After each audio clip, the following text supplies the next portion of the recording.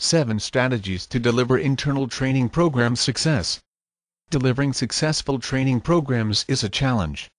Did anyone say your job will be easy? Not only will you rely on the support of your colleagues and superiors, but you'll be the focus of every envious other manager watching and waiting for you to fail.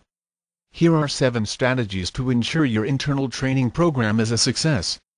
1.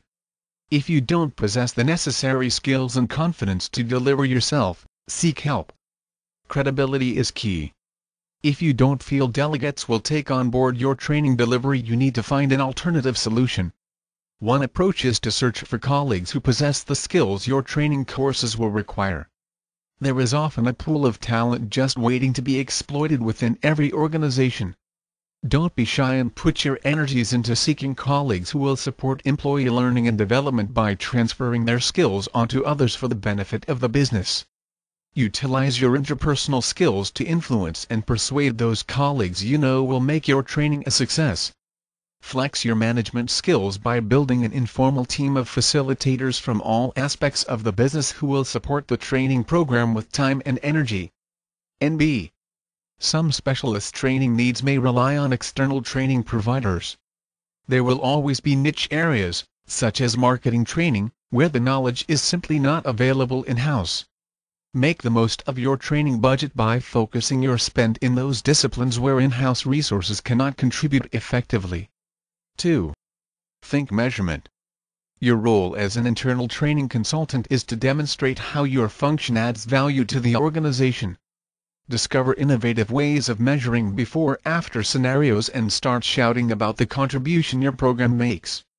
To many, training is still seen as a luxury. You will have to utilize your political skills to sell the benefits of the investment, demonstrate the value you are delivering, and secure additional funding for the future. That's called business. 3. Don't waste your time and company resources training individuals in areas where you can add little benefit. Commence your training program by conducting a formal training needs analysis. This will remove the tendency for one-size-fits-all solutions and of employees being trained in skills they already possess. Instead, take time to work within the organization and identify those key competencies that the business will need to succeed. Then focus your training program around filling the gap so you help create a lean, mean fighting machine. 4. Utilize a training plan to add visibility to the training activities whilst focusing on competencies and outcomes. To fail to prepare is to prepare to fail. Learn how to plan effectively and make use of those talents to create a suitable training plan that will deliver on time, on budget, and meet the learning and development needs of the company. It may seem obvious, but making your plan visible also means you'll take action. All the intent in the world counts for nothing unless you take action. Remember the old Japanese proverb, vision without action is a daydream. Action without vision is a nightmare. 5. Understand how individuals learn. Adapt your training delivery to meet individual needs. Employee learning and development is no longer about dropping someone into a classroom. Tailor your training solutions so that the employee learns in a manner which will have the greatest impact on them.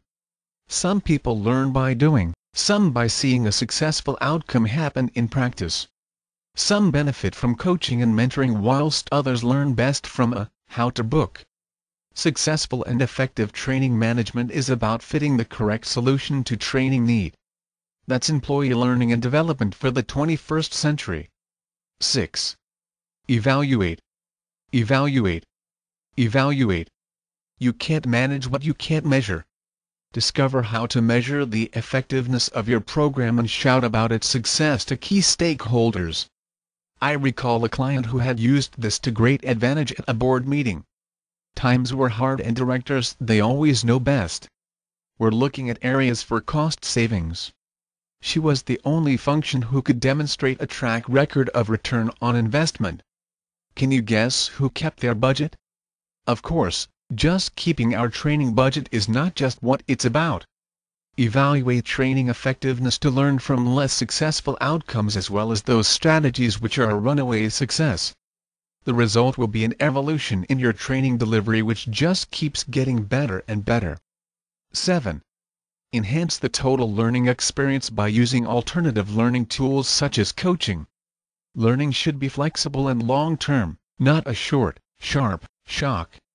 Consider yourself a consultant and make it your responsibility to provide direction for individuals to maximize their performance.